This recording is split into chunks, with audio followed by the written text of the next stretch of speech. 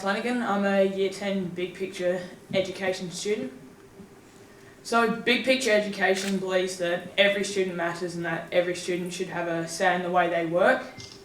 And one of the main guidance for them is the 6 A's, which are authentic learning, active learning, academic rigour, adult working relationships, applied learning and assessment. What this allows the student and the educator to do is evaluate their work in real life ways.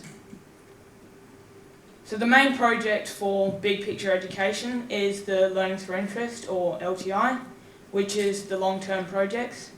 So if a student has something they're curious about, they want a future career pathway in, they get to investigate this topic to see what it would be like to be involved in that industry or that career. For me, I chose cycling because I'm a keen cyclist and I've been to nationals multiple times for this. And I originally wanted to investigate stuff like sports science, physiotherapy, but also wanted to look at ethical stuff like drugs and sports. But I also wanted my project not only to affect me, but to affect the wider community. So I developed the question, how could I improve cycling within the region? So the aim of this was to do something that would increase the awareness of cycling within the region and also increase the safety for cyclists within the region.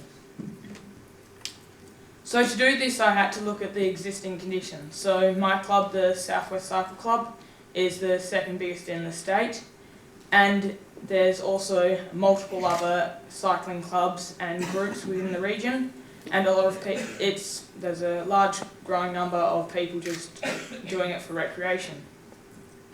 All the club rides are done on open roads as there are no existing facilities, which also makes it hard for juniors like me to get involved because often parents don't want their kids out on main roads. So I then took inspirations from my experiences, so all the places I'd been, all the courses I'd raced on, and what I really enjoyed about that.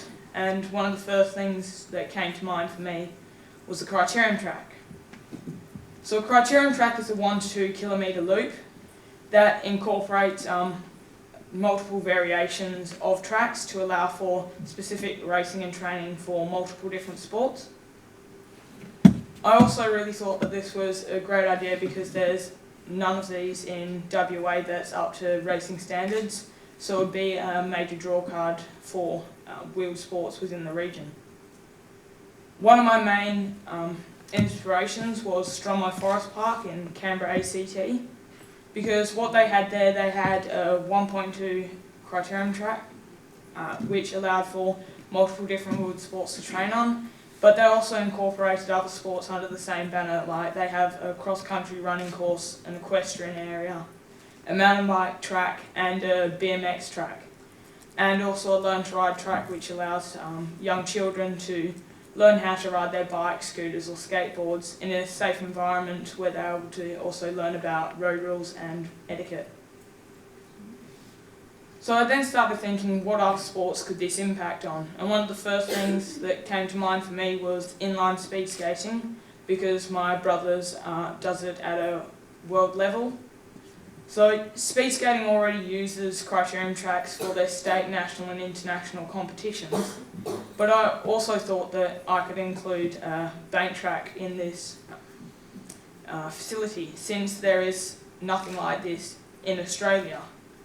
So if you included this along with the criterium track, it would almost definitely be able to hold state, national and international events at this facility.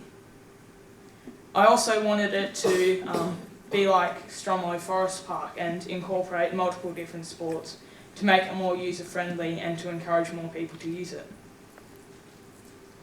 A facility like this would also act as a community hub. It would allow people to come there to exercise and get fit, and it would also be very family friendly.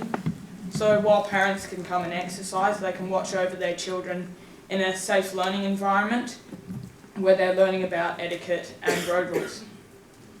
The facility would also encourage choose, respect and act, belong, commit within the community, and hopefully make it easier for people to get involved in sports and live a healthier lifestyle.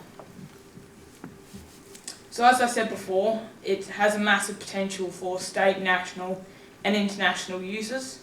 So speed skating would almost definitely use it for their state, national and international competitions, and it could attract the state and national competitions to Bunbury for cycling as well.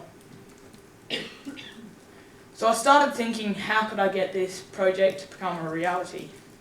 So to start, I just brainstormed my idea. I did a few diagrams and I did a presentation at Childside School, which is my mum's school, and I got some feedback on my presenting skills and my idea. And from there I was able to get a meeting with Michelle Greenhug from MCG Architects, and I approached him to see if he could help me out with doing a scale diagram and a scale model, and he was really helpful with that, but he also organised a meeting for me with Mark Chester, who's the CEO of Dardanup Shire. And he gave me a lot of new ideas and a lot of new avenues to go down, but he also put me onto the Dardanup Councillors and Roadwise Committee, and this started my networking. So from there they put me on to Troy Jones from DSR and Alan Cross from the Development Commission, and also Bunbury City Council and the Capel Shire. So once I got those first connections up and running, it really allowed me to broaden my project and reach more people. A large part of my project has been communication. So to start, I just made a few dossiers and I had a digital presentation and an oral presentation. And I wasn't too confident with my oral presentation and getting my message across to the audience to start, but the more experience I got, the more confident I became I could portray my idea into the minds of other people. The response from the local community has been really great. They've all been extremely helpful to me and given me a lot of new ideas and a lot of new pathways to go down, and I really hope it continues like that in the future of my project. Along the way there have been a few barriers, but it's been pretty smooth sailing for me. Probably the hardest thing was getting that first connection, getting that first meeting up and running, getting some confidence in my project and that it was actually going somewhere. I think the biggest barriers are going to be the ones up and coming, which are going to really test my commitment and make sure that I'm dedicated to my task.